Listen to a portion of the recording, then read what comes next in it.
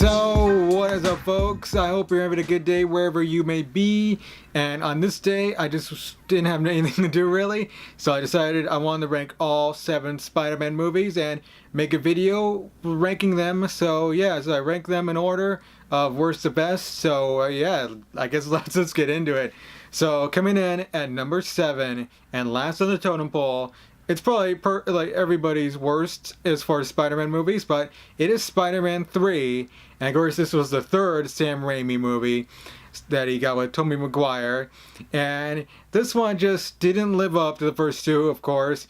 Of course, you have like the dancing scene in the streets and him going like when he turned in the black suit, had the emo hair and stuff. And yeah, he was a douchebag at that part. But the whole movie it didn't really like grab me at all, really. I mean, they had villains in the movie, of course, that weren't that great. You have Topher Grace playing Venom, not really as big as Venom should be, and he just didn't fit the role.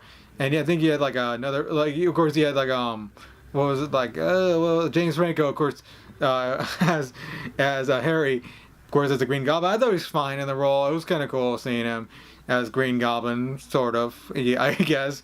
And there was Sandman, but yeah, the whole movie was just like not that good. It just was very cheesy at some parts. I mean, I know it's gonna be cheesy, but it just didn't fit in like the Raimi movies, and I thought it was kind of not a very sour note to end on, but whatever. Spider-Man 3, it was made, so yeah, who cares? So yeah, let's move on to number 6. At number 6, I have The Amazing Spider-Man 2, and this was the second one of I forgot the director. I think it was like something Webb. I'm not sure, but yeah, he made both The Amazing Spider-Man and The Amazing Spider-Man 2, I think, with, of course, Andrew Garfield as Peter Parker. And The Amazing Spider-Man 2 wasn't that great. I saw it in theaters, of course. I've seen each of these in theaters. But when I saw this one, I was just like, wow, they really rushed this out, because you have, I think, of course, Jamie Foxx was in as Electro, and he was so dopey as Electro. It was just like, what the hell is going on? This guy's like just like Edward Nygma, like. And then, of course, you had like Dane DeHaan playing Green Goblin, Harry Osborn. That was totally rushed. They just brought him in to kill Emma Watson. Yeah, Emma Watson, but Gwen Stacy. And it's just like, wow, they rushed this so quick. They didn't even give like time to like show you the relationship between Harry and Peter. It sucked. It just like sucked. And then you have Paul Giamatti playing the Rhino, of course, in this movie. And the villains sucked in this movie. They were rushed. They're just trying to set up a Sinister Six, and it just fell flat. It was just not good. So yeah, I thought The Amazing Spider-Man, the first one was decent. So yeah, but Amazing Spider-Man 2, not that great. So yeah, talking about The Amazing Spider-Man, I have it number 5 on my list. And Andrew Garfield, when they brought him in to play Spider-Man, and they had this like, I remember seeing the first trailer of the movie. I was like, wow, so soon, rebooting this Spider-Man franchise. But Andrew Garfield as Spider-Man, I thought he was great, because he was very quippy. He was kind of like a smart-ass Spider-Man. I really liked that as Spider-Man. It's just as Peter Parker, he wasn't like, I didn't really buy him as Peter Parker. I thought he acted pretty well in the role, but you just didn't buy the way he looked, because he just looked like a model. I mean, he's probably the most attractive person in the school, and that can't be Peter Parker. I can't wish to look like Peter Parker. So yeah, but I thought he was good as I thought he was good as Spider-Man, and of course relationship between him and Gwen Stacy in like both movies are great. I think they're the highlight of both movies, and because I think they had a relationship in real life, Andrew Garfield and Emma Stone, while these movies were going on. So yeah, that really helped the chemistry in the movie. I thought that both that relationship was great.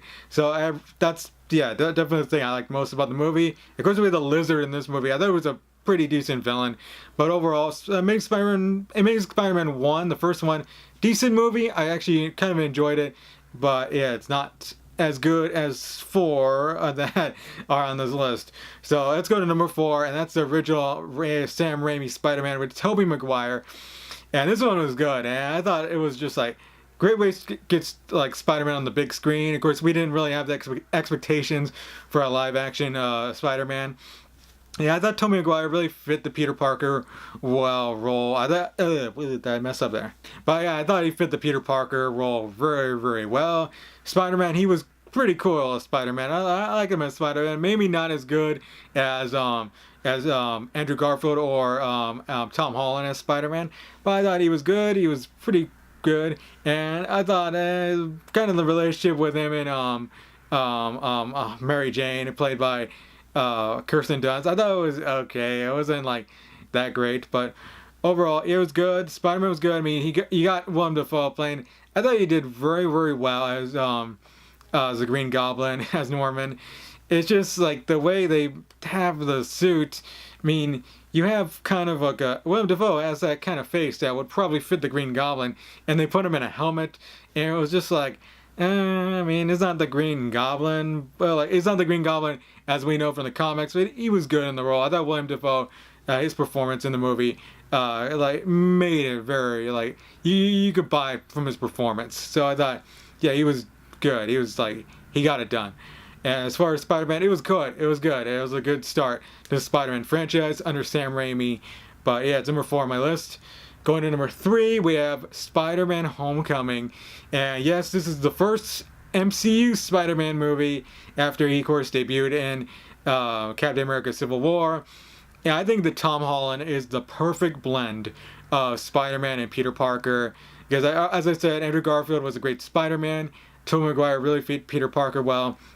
And this one, Tom Holland is just right, and he looks like a high school student right now. I think he's like 21 or 22, but he looks like he'd still be like 16, and that's probably the age he'll be in Far From Home. So yeah, and I think he's done well as Spider-Man in both the Civil War and Homecoming. Yeah, I thought Homecoming was, yeah, it was a good movie. Of course, he had Michael Keaton as Vulture in the movie, which I thought was a pretty good villain. Marvel's had a pretty good run of villains in their movies. In the MCU movies, I thought Michael Keaton was a good villain in Homecoming. I really liked the movie. It had a lot of heart to it. And his friendship with, I forgot his name, Ned. Yeah, Ned in the movie was pretty good. You have a couple of twists in the movie.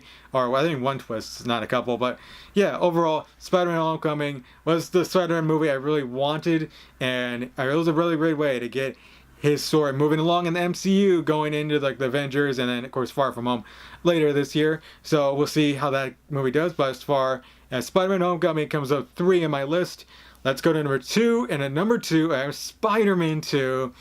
So of course this one is the best live-action Spider-Man in my opinion. Others may say different, but I thought this was really built up well after the first Spider-Man. You had Alfred Molina coming in to play Doc Ock, which I thought he was great in the role. And I thought it was a really, really intense story. You have like Mary Jane finding out that Peter is Spider-Man. And it's like, yeah, it was pretty cool. And I really love this movie. Yeah, of course, you have a lot of heart in this too between Peter's relationship with Doc Ock. And it was just like, yeah, it was a fun movie. It was a fun movie. It was an intense movie. I still think it's probably one of the best comic book movies like that has been coming out. Maybe even top 10. I'd have to rank the top 10. That'd be a hard thing to do. But I think Spider-Man 2 may go down there. Of course, you have like the train fight, which I thought was great. Him, like Spider-Man catching people, and then at the end trying to hold the train back. Probably one of the best scenes from the Sam Raimi movies, like this. So it was pretty. Yeah, the Spider-Man 2 was good, and I really like loved it. So yeah, I thought number 2 was definitely the right number for it, being Spider-Man 2 on this list. But yeah, here we go. Number one. I just saw it. We just saw it. If you haven't seen it, you should go see it. And it's Spider-Man Into the Spider-Verse. And boy, this movie just blew me away. It is amazing. It's probably one of my favorite animated movies ever to come out. It may be even my favorite animated movie because the animation is stunning in the movie. The story is great. Following Miles Morales for the first time in the movies, following that character around. And I thought it was great, including, of course, all the other Spider-Man in the movie. Peter Parker, of course. You have Spider-Gwen, Penny Parker, and I think, yeah, Spider-Man Noir. No, I can't even say the word right, but Spider-Man Noir. But it was just a fantastic movie. I thought it, like, of course, the story was great. You have a lot of heartfelt moments in the movie. A lot of times you just want to cry. I thought this is probably the only Spider-Man movie where I just wanted to cry. I was like, I mean, there's like, they almost, it was like, I was on the verge of like tears in this movie. So yeah, Into the Spider-Verse was just a great movie. I loved it. So yeah, it was just like, I can't believe it's number one on my list. An animated Spider-Man movie is number one on my list. So yeah, that was my list of the Spider-Man movies, worst to best. I know all lists are different. This is my list. I know yours is probably a little different if you're watching this series. So yeah, tell me down below your rankings down in the description or down in the comments. But yeah, check out my channel for more videos like this. I usually do trailer reactions and reviews of movies. I just reviewed Spider-Man Into the Spider-Verse, so you can check that out if you want a further review of mine. I know I didn't go too deep into it in this like ranking, so yeah, but go check that out if you want to, or go check out the movie if you haven't, because the movie is fantastic. Go see it if you haven't not. So until next time, I will see you guys and girls later, and I am out.